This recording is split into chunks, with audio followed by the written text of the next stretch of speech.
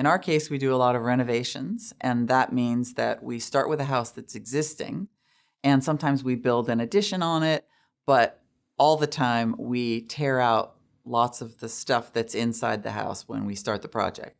So a typical project would be, there's one that we did in Cambridge near Harvard Square where it was this beautiful mansard roof house, which means that the roof is shaped kind of like this. It's like a hat. It's very beautiful.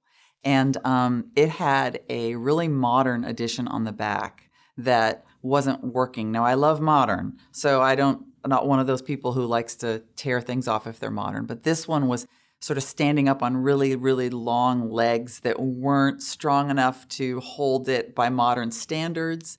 And it was almost all glass. It wasn't insulated. So the homeowners decided they wanted to take it down, and they had to get permission from the Historical Commission. But then we bring in heavy machinery and we pull it down. So these are like the big diggers that you see where there's a machine that kind of goes and pulls pieces. So there are ways of doing this so you don't hurt people, but it's very cool to see because you've got normally, houses just stand there. And in our case, we get to go in and actually, knock them down, which is kind of fun. Demolition is when they're taking out all the old things that people want to get rid of. And one time I had a project where they were doing demo in the kitchen. And this was early in my career where I was the main one running things on site. And it was a kitchen on a first floor, and then there was an attic above it, but there's a ceiling on the kitchen and then the attic. And I went to get coffee, and I came back, and they'd taken out the floor system of the room above. So instead of looking sort of at the bottom of the floor above you, you were looking at the bottom of the roof because they ripped out all the important parts. So that's not a great idea because those are structural, and in the worst case scenario, the house falls down. In this case, it was not too much that they did. But this is typical demo guys. Like they're on the loose. You've got to watch them, or else before you know, you look the wrong way, your house is gone, So that's the first stage, taking all the stuff out that people don't want. And then after that, you have to go back in and look at the ways in which the houses need to be supported better. Because in the old days, people would build houses without rules. We didn't have building code. So sometimes you see some crazy stuff when you look inside a wall. All of a sudden you realize that there's not enough lumber in the right places to hold the house up. So we have to address that. There are rules about that. Once you see that something's built not well enough, we have to fix it. You can't just close the walls back up. So that's the first stage, is making sure everything's being held up correctly. That's called framing.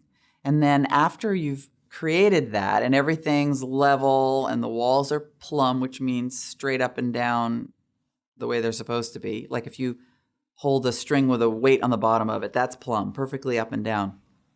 Once everything is perfect in that way, you start putting all the wires and the pipes and the ducts for heating and cooling in the walls. And a good contractor will put them in ways that are very organized and they're labeled. You can figure out what's going on, even though it's going to get closed up and no one's ever going to see it again. But I like a neat construction project. So that whole phase is getting organized about where you're going to put the light switches, where the light's going to be, where is the heat going to come out of the ceiling. All of these things get put in place in the walls first. Then the inspector comes and makes sure you're doing it the right way, because now you have to do it a certain way. And then you put board and plaster on the walls. So that's the walls that you can see now in any room. We put those up, kind of cover up everything. There'll be some holes where the important things are coming out, like electricity and plumbing for the bathroom. After that, you start putting in flooring, you start putting in cabinetry, you have to do some painting. You put the tile in the bathroom, all the finish things, the things that you actually see and touch come on after, of course, the walls are all closed up.